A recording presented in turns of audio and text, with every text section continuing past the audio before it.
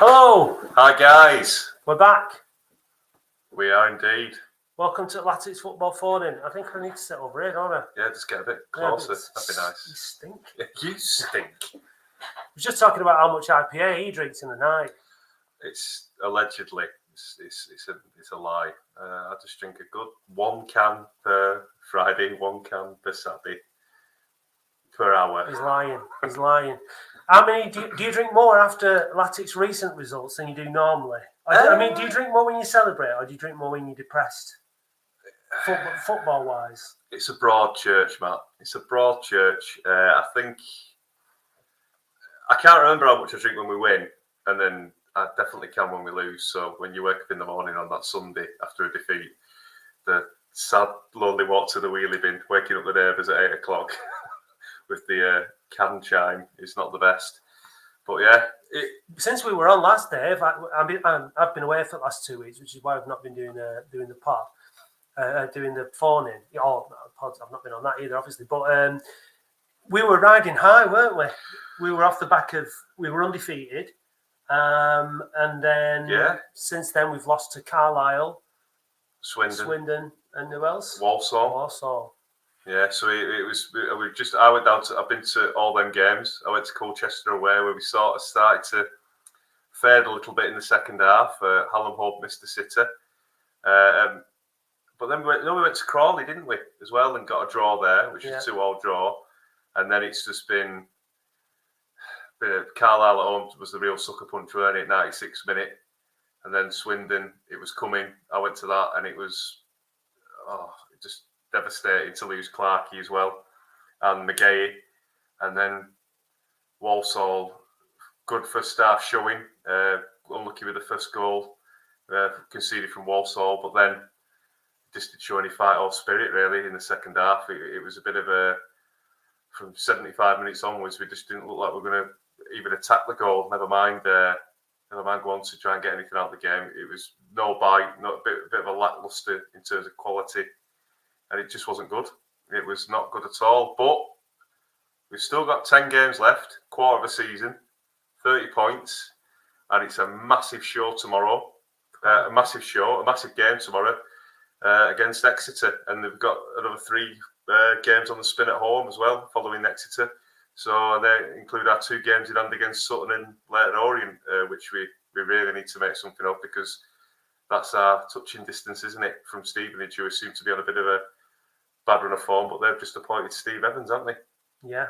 They obviously were getting real desperate because Tidsdale's only just taken control, hasn't he? But he didn't pick up He didn't do anything like Sheds did. I suppose he didn't do too, but they plummeted anyway, haven't they? They're now down there. But, I mean, honestly, we'll get the caller on in a minute. We've got someone just waiting there.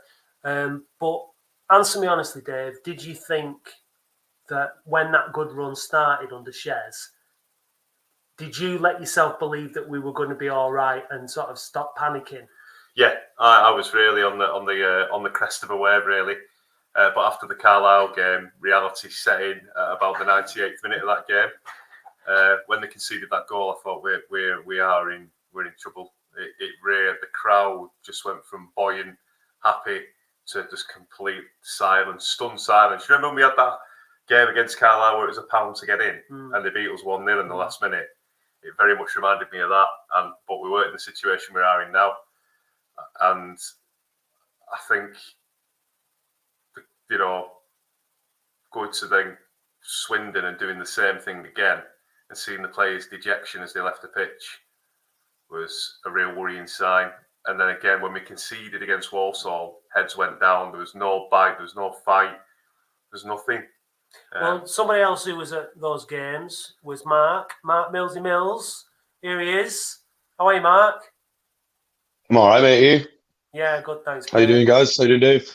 Yeah, good, mate. You? Yeah, I see I'm all right. Yeah. On Twitter. I've noticed you've been putting the miles in as per usual, getting around, watching the games. So I doubt you've got anything different to tell us really than what Dave's just said. But it's all of a sudden it's looking difficult again, isn't it? Yeah. Carlisle, like you say, I can't really add anything really. Carlisle was a sucker punch. Obviously, last minute, we just let them come on to us, and they looked like they wanted it a bit more. And new manager bounce, and I think what would have been better for us is if we would have just won one, lost one, won one, drawn one, won one, lost one. Yeah. And instead, obviously, we went that stretch unbeaten, and obviously, I rode the wave as well. I was like, we're staying up. Like, how many points off the playoffs? 2 games in hand, madness. And yeah, look at us now. But they're all unlucky defeats, I think, is the one thing. And they were all, heads go down, but it's 2-1 and 1-0 and 2-1 again. It's not like we're getting battered, and I think it'd have been a lot worse under somebody else. So yeah, I have to agree. I think like Harrogate says it all. At least we scored in the game. Like Swindon, we defended stoutly till the very end, and with Clark not being on the pitch, and then they overloaded us at the back post with that corner, with the free kick that was given away by Jack Stobbs, who arguably, with some fans, cost us the game against Carlisle. Instead of putting it into Rose, Eddie tried passing it through the middle, and Pagiani caused the free kick, conceded the free kick, which led to the goal. So I think it's just a lack of inexperience, but a lack of quality as well in some respects. But yeah, I think under previous management and previous coaches, I think we would have been battered, and we would have been well gone by now. It would have been us and Scunthorpe down there. We would have been planning for the National League now. So yeah, the best thing, everything's in our hands still. Yeah. So obviously we still got to play Stevenage at their place. That's a huge game. This run of 4 games at home's huge. We need 2-3 wins. We need to win all of them, really, and then we will really be well off. But Exeter, Mansfield, Sutton, none of these are easy games. They don't seem winnable, do they? At the minute, the Leyton Orient game really seems like the only one, doesn't it? Really, I mean, we've got 2 games in hand on Stevenage, though. So if we can get a point off one of those and win the Leyton Orient game, I guess that's not too bad, is it? That would technically take us above Stevenage, providing they don't win games. I mean, it's in our hands, but it's only in our hands if we can win the games. And the problem at the minute is Shez has got us fighting more. Definitely, he's got us better organised, but it's not that at the minute, is it? It's the depth in the squad that's the issue. We don't have the players to cover suspensions, injuries. We've got people playing with injuries. Players are looking knackered because they're playing every game. It's a scrap, and that's where the issue is, isn't it? Unfortunately, nothing Shez can do about that, is there? The squad's awful. Let's just get that out there. I mean, we've said it a few times during the course of the season. The squad is the worst squad that we've probably ever seen. There's no depth. Like Pidge has played pretty much every minute of every game. Now he's gone. Who comes in? You've got to play Clark, who's a right back there, and then you've got to shift Adams probably to right back. It's horrendous squad building from we all know who. Yeah, I think the other way of doing it is probably putting Kuto on the left, Sam Hart in the middle alongside Clark, and then put Clark in. For the make, put Sutton there with Clark, and then potentially have Clark at right back when Pidge can come back. But he's banned for 2 games now, isn't he? So we have got 10 years is 2 games. Yeah. But it's just having that. We have got a solution potentially, because I think Will Sutton had a fantastic game against Walsall. He didn't stand still. He was pushing out, and Pidge was, although it was contentiously offside against Walsall, it was Pidge who was not pushing up to follow in the line. So I thought Will Sutton had a really good game, if I'm honest with you. He was looking lively, wanted to make the pass forward. He never wanted to go back. He always wanted to just play the ball forward all the time. And I think he was a bit of a solid defender. He's stick him in central midfield. Well, you can do with one of them. One of the most frustrating parts about the Walsall game was after like the hour mark, 70-minute mark, he was looking at somebody to take the game by the scruff of the neck. One of the senior players on the pitch, and the best players up to that point in the game for me had been Will Sutton, Harry Vaughan, and Hunt, the young lad from Sheffield Wednesday, 2 of which went off. And then you had a more senior player in Callum Whelan come on, and Bahambula, and they did nothing to affect the game whatsoever. And, you know, you're screaming in the last 10 minutes. I was screaming, why is Pigeon defend? Get him up front. What have we got to lose? We're 2-1 away from home. Like, why? What are you doing?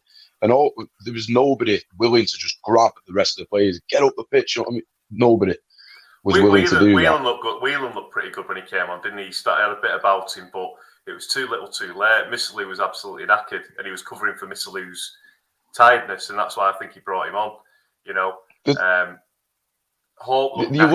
you're looking for someone to affect the game, though. When you took he took a central midfielder off, I think it was Hunt, to bring on Whelan, and that was a bit questionable for me as well, because you're looking for. I mean, you know, I don't want to say I don't like slating players, but I don't rate Stobbs. But at least put some sort of attacking intent onto the pitch and have a go. Do you think that was maybe down to 2 goals, maybe potentially given away by silly mistakes that Stobbs had made in the last 2 games? Do you think that played on Sheridan's mind? It played on mine as a manager, as a coach, wouldn't you? Maybe so, but I think at the times when he came onto the game, it was level. Yeah. In that situation, whereas at Walsall it's a bit different. You know, I don't know. I'm not blaming Shez. It's the squad he's working with at the end of the day. I'm just saying, you know, I just thought a bit more could have been done, even by the players that were on the pitch. Like, you're looking at Pidge to lead there. I'd have stuck myself up front. I wouldn't have cared if I was centre half in that situation. But, you know, I'm not.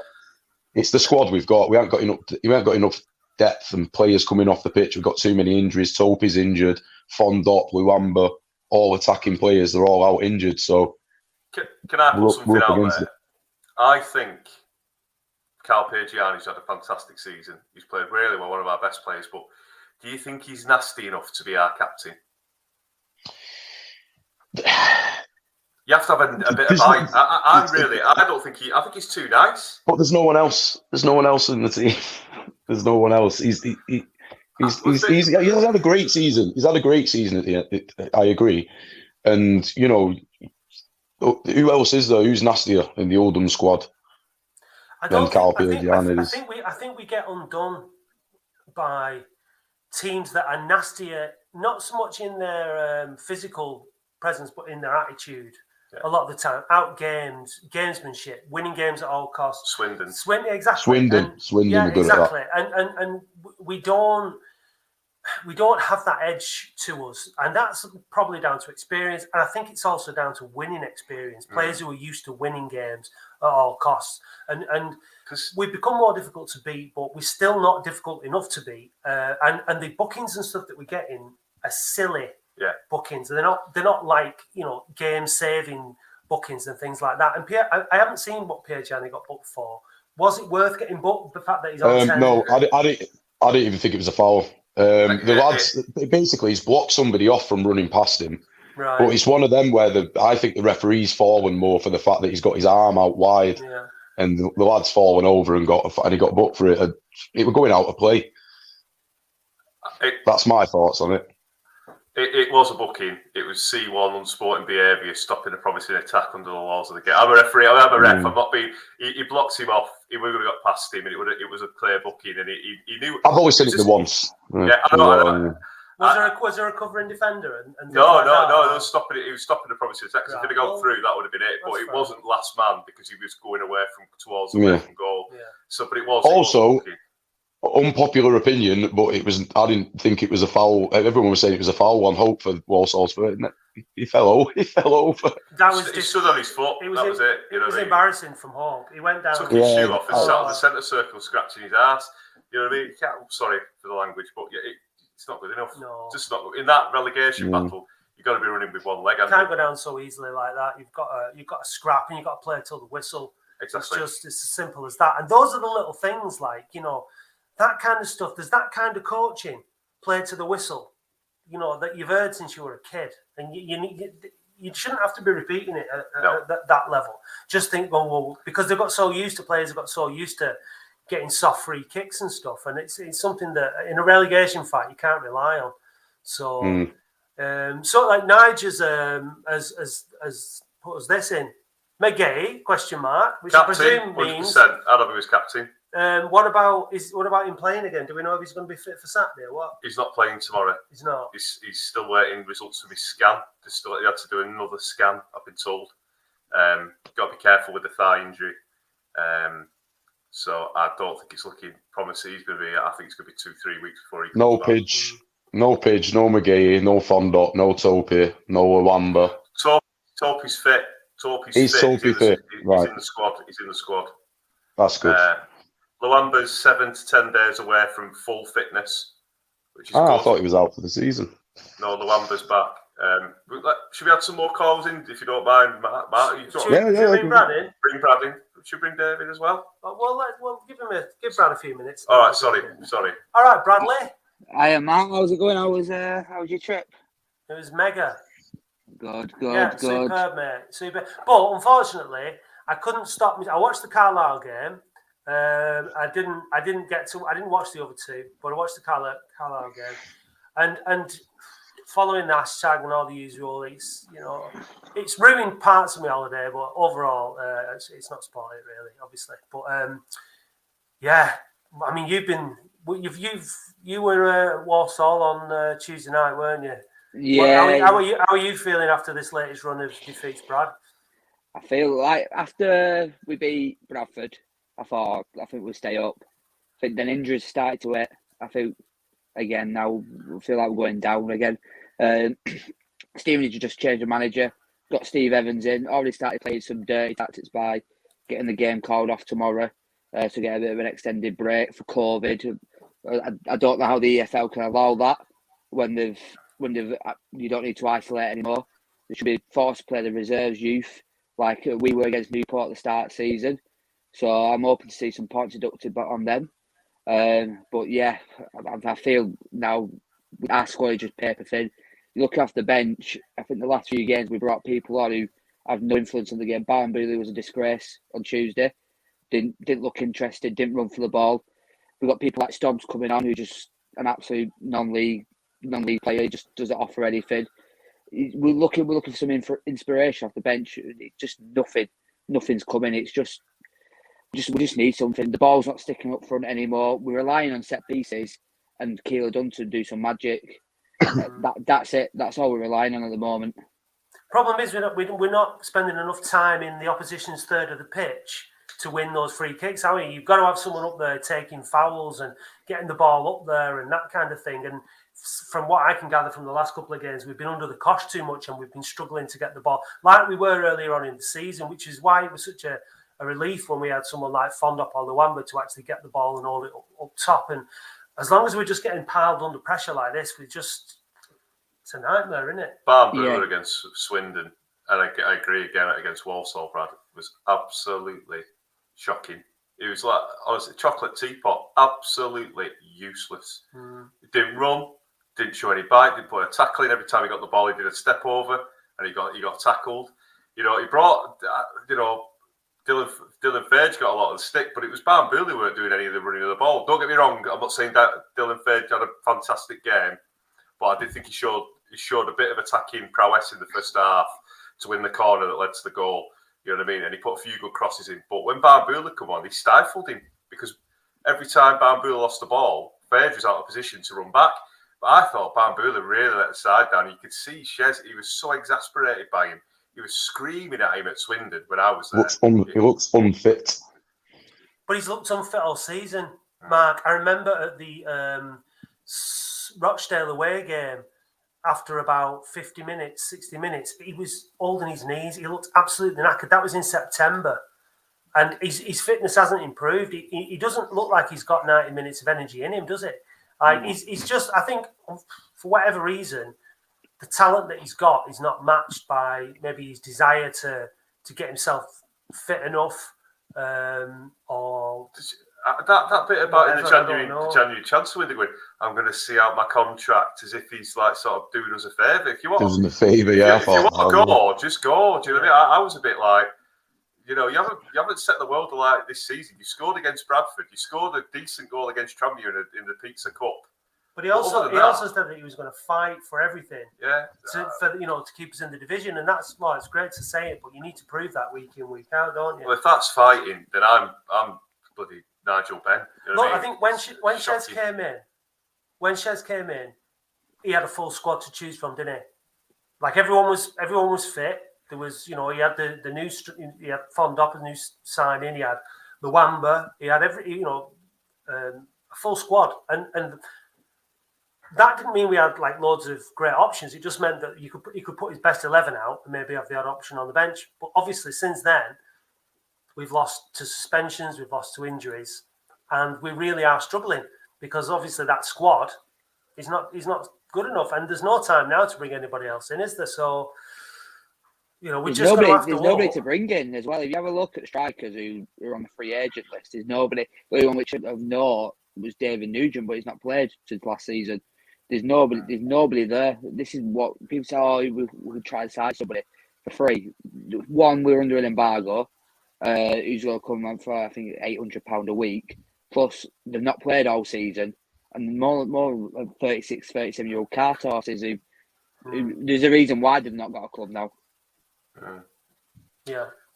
Would you give Jim Sims a go? Because that's been touted about, hasn't it? He's banging him in for the reserves every week. You know, if Lambert's getting a go. Yeah, 100%. It's got to be a better option than what we have. We've got nothing coming off the bench. It's nothing. Nobody's changing the game. We might have something different if Sims comes on. Like I said, deregister Fondop, put Sims there, and he might show a bit of passion now. Like Sheridan said at the night, he said he doesn't agree with playing the youth in a relegation battle, but we've got to play him. I'd like to see Adams moved away from left wing back because I think he's wasted there. On the left side of the midfield, he's better on the right. The cross is what he puts in, puts cross after cross, and most of our goals are, like I said before, coming from set pieces. Could just put in some good balls in there. I'd like to see him go right mid tomorrow. I think we'll play three at the back again with Hart, Sutton, and Clark, and hopefully see Kuto left back, and left wing back, and Adams right wing back. I think that's how we're going to line up. Yeah, I think the three at the back was an oh god when we used to play out from the back like Man City or something like that. But you know, I went to Barrow, we started playing out from the back, and I was sick to the stomach every time we played out from the back. You know what I mean? It was Harringer did it again, but I don't think Chezzy's one for playing out the back. He's going to have to play the diagonal ball and just hopefully someone just go into those pockets and hope for one to try, and he'll have to try and win them balls the best way he can. And it's the second ball for me. Because even Keeler Dunn was getting up there against Walsall, but no one was there for the second ball. The second ball where you have to be a bit sharper and show a bit of bite. There's nobody there. Missalou can't tackle for top. He can't tackle. He's like he can pass, he can spray about, but he can't tackle for that second ball. Neither can Whelan, and that's where we sort of fall down.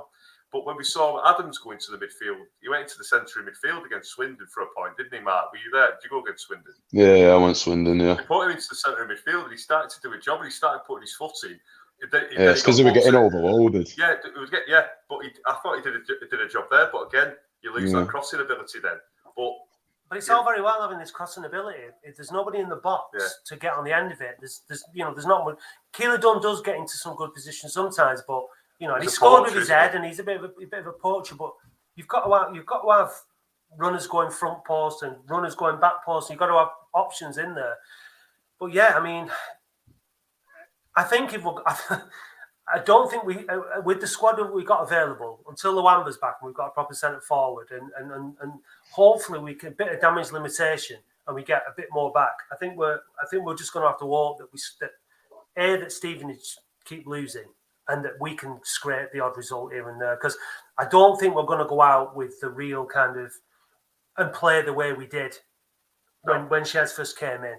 And, you know, I mean, if that's the best run that we've got in us now till the end of the season, then we are going to be in trouble because we do need a good little run. We do need to win 2 or 3 on the bounce, don't we? At some point, if we're going to stay up. Yeah, it's now or never, isn't it? Really, these 4 home games are critical. If we don't beat Leyton Orient at home, Exeter, it's going to be a tough game. If we get a point, we get a point. We've got to beat Leyton Orient. We've got to beat Sutton. 4 points. We need 4 points. I think out of these next 4 home games, I can't see us winning tomorrow. Exeter, I think is it 5 or 6 game winning streak. They've got some really good players. They're in form. They've got Matt J up front, Jonathan Ground at centre half. They've got some really good players. Sutton, no matter what, Oldham Athletic should not be losing to Sutton. They were as well when we played them on over bank holiday. They were terrible. Look at Sutton though, Brad. They're in the bloody JTP whatever final. They're in the playoff spot. I mean, because they've got the momentum of of winning games and winning and getting promoted behind them, aren't they? Exactly. They're having a season which we can only dream of, and that shows how far we've fallen. They've got to final, and they've got us, and they've got in playoffs. But yeah, no team we should not be getting beat off. Sutton, we should be beating them, and I said Orient again. We should be beating them as well. Like I said, 4 points, 6 points would be great going into Stevenage. We need to be above them by the time we play them. Look, at the end of the day, historically, in terms of the club, the size of the club, and all the rest of it, blah blah blah. But at the end of the day, we've been in the bottom 2 of this division for the vast majority of this season. Therefore, we are one of the 2 worst teams in the whole football league, in the entire football league. There's no denying it. If we stay up, we'll be lucky. If we go down, we'll deserve it. It's as simple as that. And the lads, I'm sure, are doing their best. But I mean, I don't know if any of them are listening to this, but I don't think that as a fan base we could have shown how much more it means to us. And we're going to turn up again. We'll be there, won't we? We'll be there tomorrow. We'll get this next 4 games at Boundary Park. We'll be down at Stevenage. And we just hope that that they can respond in some way and get us some points, because it's desperate. It's Newport take 400 away, Crawley 250, 300 on a Tuesday night, Swindon nearly 400 again. Tuesday night against Walsall 566, and we're getting 8,000-9,000 at home. I don't know what these players need now, but I'm sure Shez needs to give them a rocket and say, look, these guys are here for you, and they've got to show something, because we're showing what we can do for them as a club. You know what I mean? And the only person who, someone else is benefiting from that, but we should as fans benefit from it. You know what I mean? And the players should benefit from it. You know what I mean? Against Newport, the crowd was electric. You know what I mean? And we came away with a draw, but we just really need the players now to stand up and be counted. You know what I mean? And they are trying. They must be, but it must be hard when you're in the bottom 2 all season, because it affects your confidence. But a football team is a very, very delicately balanced thing. Like good teams miss their best players. You know what I mean? But poor teams or bad teams or teams that. The other thing is it takes a long time to develop a good team. Yeah. Well, I mean, the people listening to this think, well, what about Swindon? They threw their team together at the very last minute. Yeah, they did. Sometimes that works as well. But at Boundary Park, with the issues that we've had, we've cobbled together a team, which is a squad which, it just doesn't have enough balance throughout it. And regardless of whether the lads do their best every week, and no matter how loud we are, we can't win the game. No. We can I tell you what we can do though tomorrow against Exeter. We can get on that ref's back for everything. Yeah. We can because that's what Swindon fans were doing. Absolutely. We have to get on the ref's back tomorrow, and we have to try and we have to do whatever we can. But apart from that, all we can do is get on the ref's back, sing and make as much noise as we can. But at the end of the day, if we're not good enough, we're not good enough. Yeah. And that's just the way it is. Shall we hear from Dave, who's been sitting there very patiently? Sorry, Dave, to keep you on there. Bring you in. Dave Matheson. Hello, you all right? Yes. If you call me Sharpie, I'm going to punch you tomorrow, firstly. Yeah, I won't call you again, don't worry. But if you say Dylan Feeds gets a bad rap and he's a decent player again, then we'll I didn't say he's a decent player. I thought he had a decent 5 to 7 minutes in the first half, because he won the corner for the goal. Yeah, and he had that moment where he beat the man and pulled it back for Missalou. But yeah, he's got right. If you went to work and everyone booed you while you're at work, what are you going to do? You're not going to perform, are you? Yeah. As soon as you were named, right? Hang on, you're a referee. You should know. Yeah, I know. Yeah, you tell us. It's hard when people get on your back. Do you know what I mean? Even your own teammates. But I'm a referee. 22 players are on your back, but that's 22. But when you're 500 of your own fans on your back, it can't be easy for anyone. So I implore the fans, if he does play tomorrow or he gets a chance, just give him a chance. I'm not saying he's the best player, but he's one of our team. And if we've got to get on the refs back, we've got to get on Exeter's back, we've got to appeal for that. Just give him a chance. Give him a chance. If he gets sent off and he scores an own goal, I'll eat this shirt, right? Fine. it's fine, but just give him a chance. I know he's not the best player, but we've had players before who haven't been the best. But I think that's every player tries, don't they, for the team? Fair. He's a professional, and he's giving what he can give, and we've just got to get behind him. But if you show that little bit of support, you get that bit of confidence. Look at Bradford when we were getting on. Everyone was on Whelan's back, and then he had that fantastic game because everyone was bombing him on. Him and Missalou together, they ran the show because we got behind the team because it was 9,500 players. Sorry, 9,500 fans behind the team. All right, we scored early, but just give him a chance. It's not going to go our way. We're second bottom, but we've got to move forward and we've got to give these players a chance. You know, he's not. When was the last time he played? He played against Ipswich in the FA Cup before he came on against Swindon. He's going to be rusty. You know, he is. So he doesn't want to defend though, and I'm not criticising him for that. He's not a right back. He probably doesn't even want to play right wing back. He wants to get in behind the full back. He wants to, get down the line. And you saw how much he stood off on Tuesday night, and you can just tell it's not his natural game. And as you say, if people start having a pop at him, it's not going to help.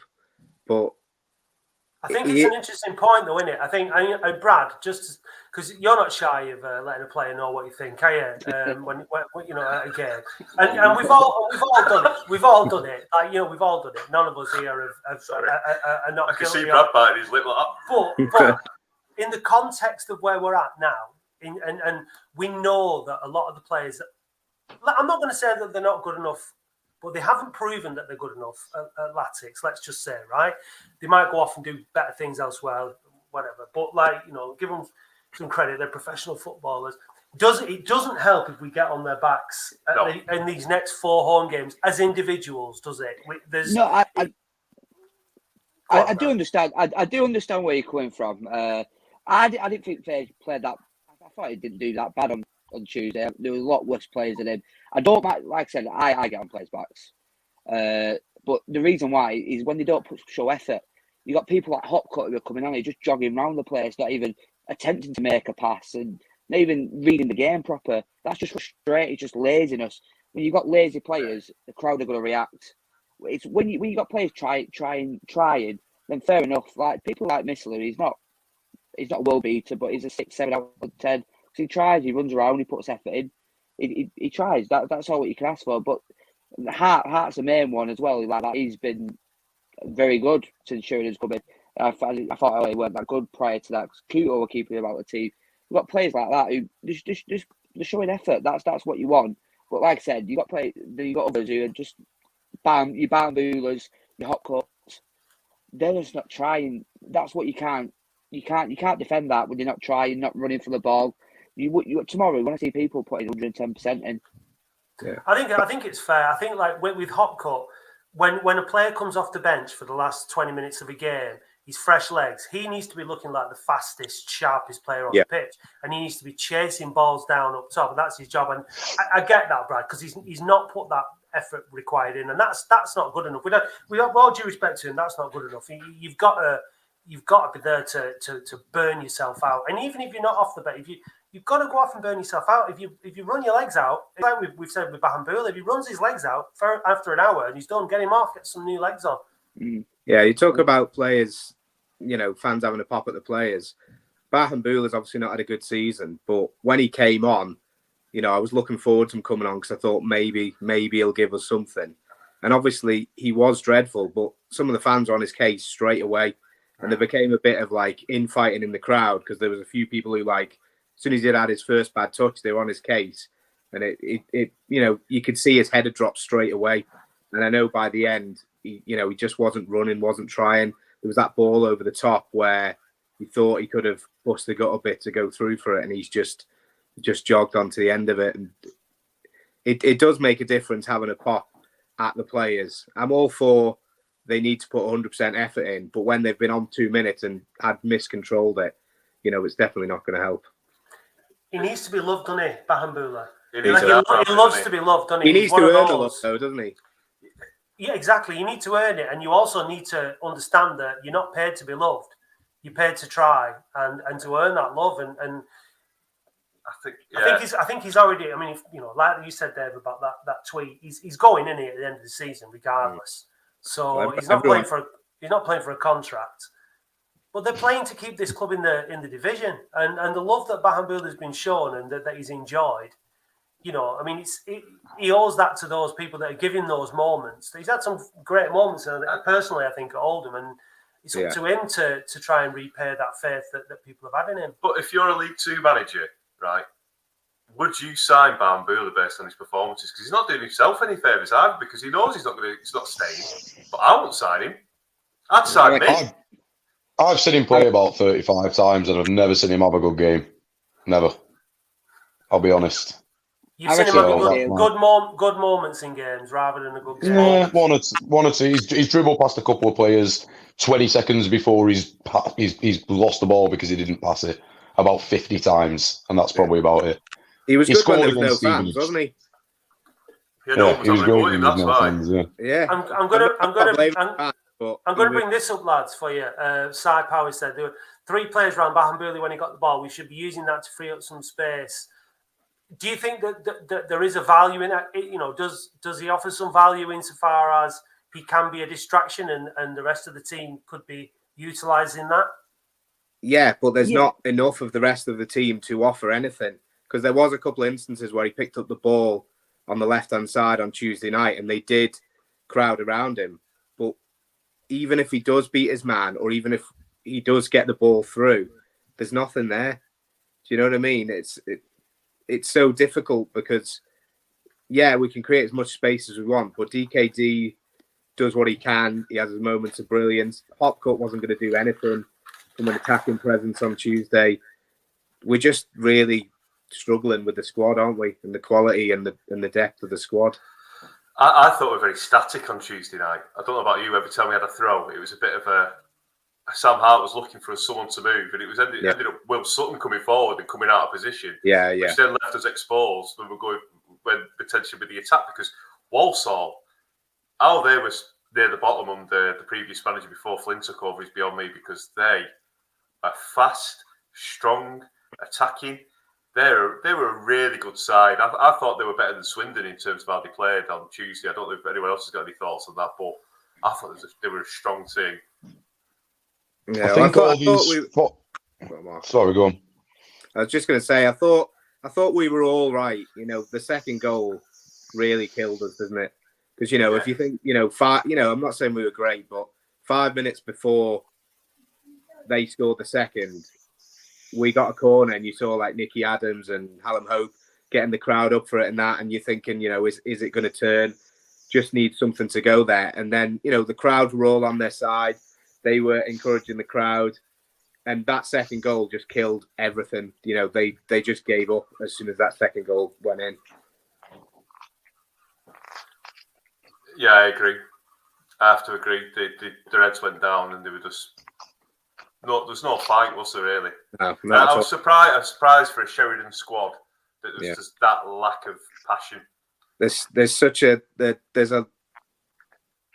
no plan B, and that's not a criticism of Shares. There's not really the options to have a plan B, is there? Everyone was saying get Pidge up front, but he's got his detractors, but he's so integral to that defence.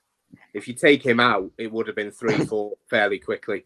And I'm all for having a go, and better to lose 3-1 than not have a go. I do get that, but I feel if we took him out with no Clark, no McGahey, we'd have just crumbled straight away.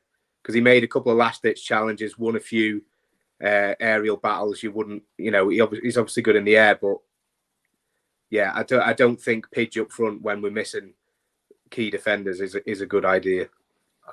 What are your thoughts, Mark?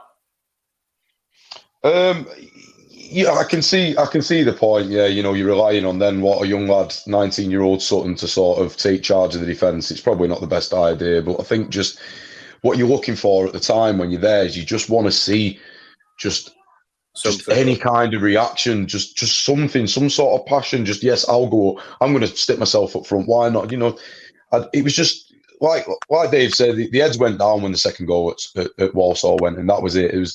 That was the most frustrating thing to watch. You were just watching them labour about and not really try. It should have been.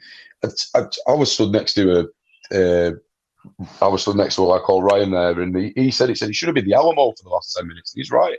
It should have been. It should be. It should have been bombardment. Yeah, they were battering us right until a minute before the end of injury time. They were comfortable. The point I was going to make before that is all these teams that have been decent that we've played against so far, because I think the league's terrible. I don't think there's been that many good teams. But all the ones that have been decent and that have played well against us and beat us, they've all had that forward that will make it stick up. Walsall had Wilkinson. You've got that lad Armstrong at Harrogate.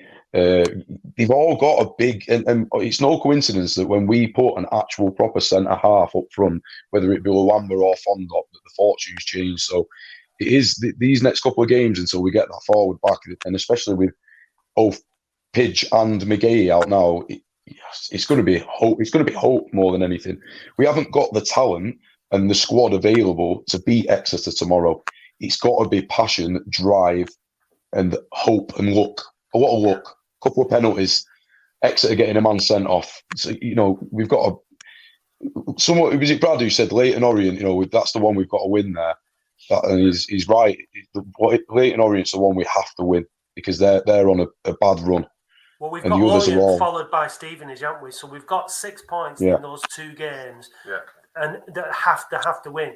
If we pick up points in between, like you said, Mark, through hook or by crook, then great. But look, we're trying to concentrate on the football, and we can't talk honestly about the football if we don't refer to the recruitment and stuff. Because to start this season without that striker, that pivot up top, to not have it was always going to put us in grave danger, wasn't it? You mentioned it before, Dave. About having that plan B, plan A, plan B. We've never been identified a style of football that has suited this squad of players, because it's not a squad of players built to play a certain type of football, is it? And that's why we struggle. You can never say what's our identity been this season. How do Oldham play? Yeah, you can't build that with 3 managers in the same season, can you? No. You just can't. And Keith Curl had his 3-5-2 and stuck to it regardless, and playing Hallam Hope left wing back and stuff like that because he wanted his system rather than players to fit the bill. And fair play to Shez, he tried something different the other night because I was a bit surprised he'd gone to a back 3, but he probably looked at his squad, picked his 11 players and thought, I'll find positions for them. A bit like we're talking with Nicky Adams playing left wing back. He is wasted there, but he can at least get a cross in with his left foot. He can at least cover. So when you're talking like that, it's difficult to get the best out of a team if you're not putting them there for the positives. It's to patch up holes, isn't it? Nicky Adams has been superb. Yeah. Again this season, his deliveries for his age as well, the energy. Yeah. Like you said, playing wherever he's asked to play, you cannot fault his attitude. You've got a squad with Nicky Adams in at the start of this season. You are not saying we need somebody big to get on the end of those balls that he's going to put in. Exactly, That is just an absolute. You've got his assist rate is. Yeah. It's absolutely. It's almost. I read it was in the football league, isn't it? Yeah, a bit ago it was something daft like 3rd to De Bruyne and whoever else. Alexander. He's got a few years. He's got a few years on De Bruyne and Alexander. Nicky's he's a proper pro. He's a proper pro. He's one of the very few we've actually got. A proper professional footballer. We haven't got a lot. In fact, he's probably the only one. Who was saying about him, about Pidge being nasty enough earlier? Me. So maybe Nicky Adams is a more natural captain in that respect. Maybe. But at the end of the day, I think when those lads are on the pitch, they're like the old saying, you need 11 captains, and. Being intimidated, like we were talking about trying to protect someone like Dylan Fage. I don't like it when I see our fans getting too personal with players and shouting stuff. And I think there's a balance, but it's not up to me to tell other people what to do. But I think people, at the end of the day, if you're going to be a professional footballer, you've got to be tough. You've got to be able to handle it. You just have. As much as I don't like to see it, and that's like I say, I'm not saying I've never given a player grief before, I have, but it's part of the game, isn't it? It's part of your role. You've got to be able to filter it out and just get on with it. And it's tough. It's really tough. And I 3 weeks ago we weren't going down. I still think we'll stay up, but it's going to be one of those. I think it's going to be one of those Jimmy Glass endings, mate, to this season. It's going to be one of Barrow got a result the other night, but Leyton Orient's still dipping down. It's going to be us, Stevenage, potentially Barrow, Leyton Orient. There's 10 games left. There's The problem is, Dave, if we had managed to maintain the run, or if they'd have brought Shez in earlier, and we were able to get ourselves out of the bottom two and have that 2 or 3 point cushion ourselves, then maybe the fact that we're in the bottom two and we're so struggling for wins and goals. That's the problem. Someone was saying there on Twitter in a little exchange that I was involved in that they'd rather be us than Stevenage right now. I wouldn't. I'd rather be Stevenage. I'd rather be out of the bottom two and let the team that's obviously struggling below us have the 2 games in hand, because the club that's struggling below us, there's nothing if you don't win them. So being out of that bottom two is more important than games in hand. Are all well and nothing. good at the top of the table, aren't they? Because Yeah. teams at the top of the table, games in hand, they don't always win them, but at least there's the expectation, or they've got a sort of decent win percentage behind them.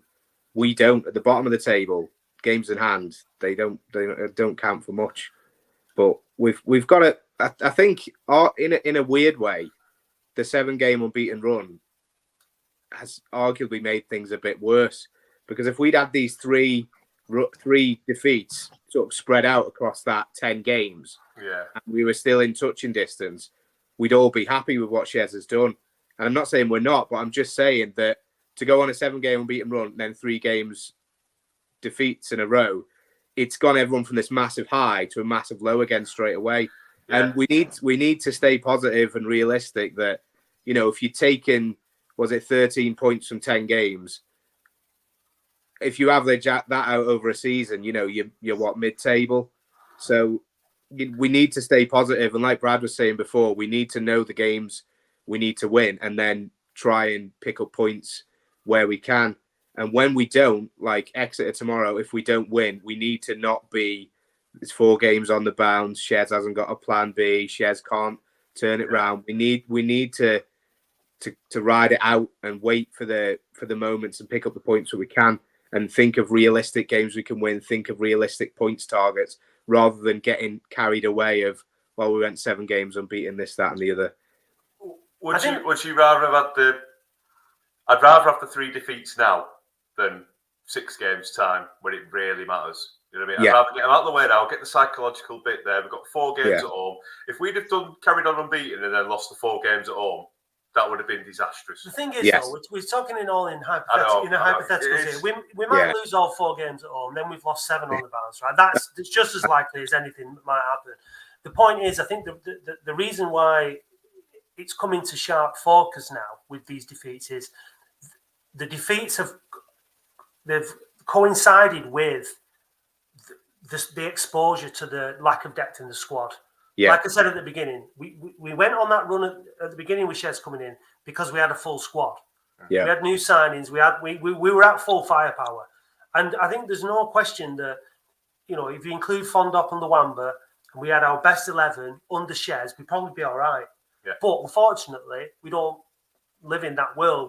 We're having to make do with what we've got. Now, the only hope is if Luamba does come back and stays fit, and we've got a proper centre forward, and McGay's injury is not too bad, and Pidge comes back into the team, and we start getting a few performances out of some of the fringe players like Hart and things like that. Then fingers crossed.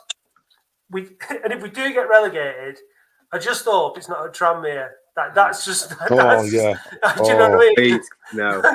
Please. Oh God. That's the other thing, isn't it? Peter Clark scoring the winner. Absolute nightmare. Don't even call it. Look, I'm like Mark now.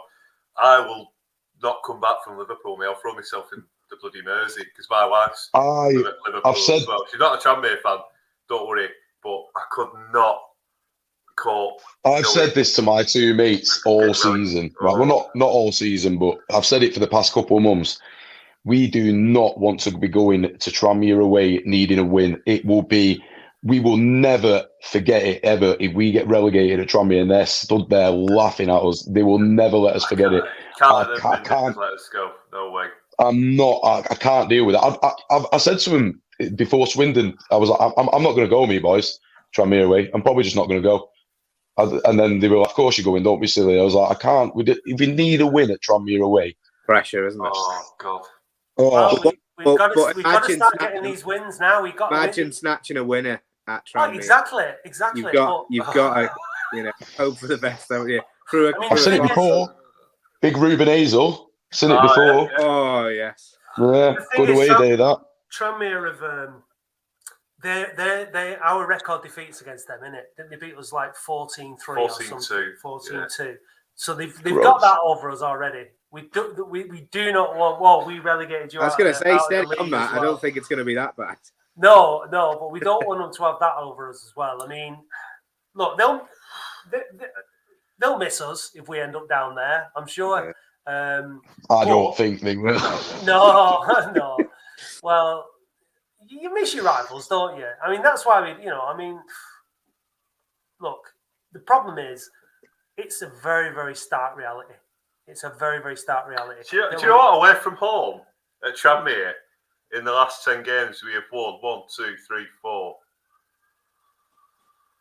4 out of 5 away at Tranmere. So, yeah, bring them on. Bring it on. Bring it on. We'll win at Tranmere. Mark my words. As long as we're safe already, mate. I'm just going to bring up this from Sam. Sam has just said, on a positive note, will Sutton seem to do okay on Tuesday, bearing in mind he was dropped in late? Do we think he can do it tomorrow without Pidge to direct him? I think he has to do it tomorrow. Clark knows his no stuff. choice. Clark knows his stuff. I think Clark's an outstanding defender. Yeah, I think he's such a good player. And you've got to give Curley's credit. He can sign defenders. McGahey, Hart. They're good defenders. I remember Scunthorpe telling me about Clark at the start of the season. Said he will be exceptional when he's fit. Yeah. So to be honest, it's probably surprising we've got as many games out of him as we have, because apparently his injury record is terrible. Same with McGahey as well. McGahey's injury record is really poor. Yeah. I think Clark's been pretty decent. But do you think Rodgers has settled it? Paddy said that. Hardly a shock when we sign Crocs and then they get injured. But again, it's the embargo, isn't it? It's the desperation of like who will sign for us. Yeah, it's the nature of leaving our business late every year. Yeah, you're looking through, and you've probably got a list of players they're trying to bring in, and they're getting down to 4th, 5th, 6th choice later on in the window when we're already struggling for points. And on the list of people that will accept £800 a week in the Football League, high on that list will probably be injury-hampered players. People that will accept more than that for longer contracts and then not be able to play because they can't do their administration right, which is just embarrassing. Well, yeah. Well, exactly. No, it's a litany of reasons why we are where we are, and what we're trying to focus on the football. Obviously, the implications of all that are evident week in, week out, unfortunately. But, I mean, this is now the biggest end to a season ever, really, isn't it? Because, like, going up, chasing promotion, which we've not done that often in recent years. But if you don't make it, it's not the end of the world, is it? It's like, it's disappointing. Obviously, getting relegated from League One was massive, and nearly getting relegated from League One a couple of times in the past was, we went down to that last day of the season against Bradford, and that was pretty twitchy when we won at Boundary Park. Was that when we signed Beckett overnight and he scored 2 goals? Yeah, 2-1 we won that, didn't we? Yeah. Windass scored that free kick. Windass free kick. Yeah. Probably a Comey save, a penalty. Yeah. So remember that game like it yesterday. Yeah, so that was it. But this last 11 games now is the biggest in our history. We to lose our Football League status is, because we are going to struggle big time to get back up. That's the thing. Big time. It's going to be so difficult. That league, when you look at what's being spent down there, and you look at where we are, it's so. To try and be positive, like. And what we can do tomorrow and for these next home games, we have to turn up as the 12th man, as the nasty 12th man. Yeah. We've got to get on that referee's back. Hostile. We've got to get on Exeter's back, get behind our team and try and influence the game as much as we can. And it does work. The psychology of refereeing, there is a book on it, and it's an absolutely fantastic book. And referees are more inclined to make a decision by about 15-16% in favour of the home team if the home team crowd gets on the back. And that's that's fact based on stats throughout the Opta Index. It's the 12th man is so important, and we have to be so hostile, so horrible. When every time that extra player touches that ball, we've got to boom, we've got to put them under pressure, because you've got to think we're a big club with 9,000. When have Exeter had 9,000 at home? I think their average attendance is about 6. Yeah. You know what I mean? But if you've got a home crowd on your back, they're not going to have many with them tomorrow. They're probably going to bring about 200 max. Yeah, if that. Yeah. If we are on their backs, we can make it really difficult for them. So I think we need to. I think that needs to be the call tomorrow, because it's desperate. There's no shame. There's no shame in little thing now at this stage. Any little thing, the ball goes out near the line or it doesn't. It's a throw-in ref. You know, the Hallam Hope, was it a foul? Wasn't it a foul the other night? You know, everyone's screaming straight away. The ref will give it, won't he? This is where the main stand can come into their own, or you're a main stand mourner. Then you take that mourning to a mega level. You get in there, but don't worry about outplay. Get on the referee and get on the bloody Exeter players and down that touchline. And the same with the North stand as well. Like when you're on that touchline, you give their fullback some grief tomorrow. Get under their skin. Just get into them, as they say. And we're not going to repeat the next line. But this family show. I nearly said no, don't you dare. Nearly. Well, Sam's just asked score predictions for tomorrow, guys. Dave, if you could go first, then Mark after Dave. I'm not going to say we'll get beat. I'll go 1-1. Come on, Mark. I can't see us keeping a clean sheet. It'd be nice to get a goal, wouldn't it? So let's stay positive. Not too positive, but 1-1. My heart says 2-1. My heart says 2-1, but my head says 1-1 as well. And we'll be. It'd be a good point considering the players that we've got. It'd be a very good point. It'd be a very good point if they got. And then we can concentrate on Sutton next. Like Sutton's a winnable game. I'm one of them. I don't care where Sutton United are in the league. Oldham Athletic should be beating Sutton United at home every day of the week. It doesn't matter.